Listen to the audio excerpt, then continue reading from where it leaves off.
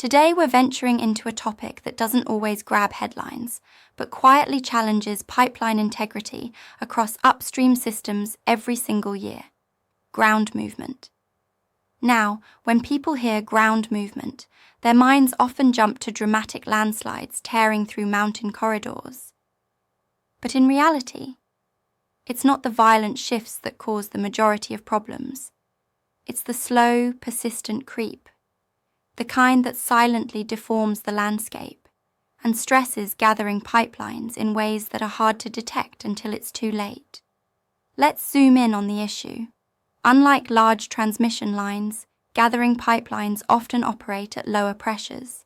They're laid shallower, are less protected, and often pass through terrain that's uneven or unstable. Add in the fact that these pipelines tend to be thinner and more susceptible to bending stress, and suddenly, even minor ground movement becomes a major concern. The key challenge? These shifts are subtle. A slow slump here, a soft swell there. Over time, those deformations strain the pipeline wall. Welds fatigue, ovality increases, and the result is often a failure that catches operators off guard, because nothing in the standard inspection program flagged the hazard. So how do we get ahead of it?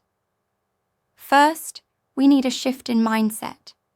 This is about more than just pipeline metallurgy. It's about understanding the terrain, the slope, the soil, the rainfall, the freeze-thaw cycles, the vegetation changes.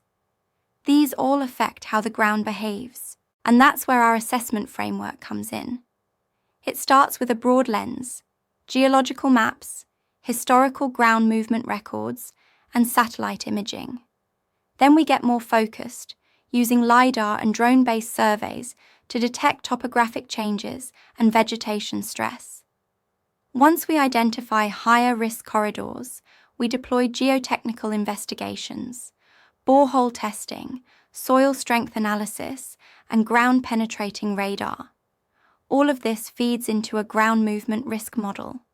We look at soil composition, slip plane angles, slope height and orientation, and proximity to infrastructure. That risk model tells us where to prioritize inspection, where to increase monitoring, and in the highest risk zones, it may lead to proactive mitigation. So what does mitigation look like? Sometimes it's as simple as improving drainage. Water saturation is a major contributor to slope instability. Manage the water, and you slow the creep. Other times we reinforce slopes with soil nails or geofabrics, or build retaining walls that literally anchor the hillside. And in extreme cases, we reroute. That's right, if the risk is too high and the pipeline too vulnerable, the safest solution is to shift it to more stable terrain. What's exciting is that we now have emerging tech to support this.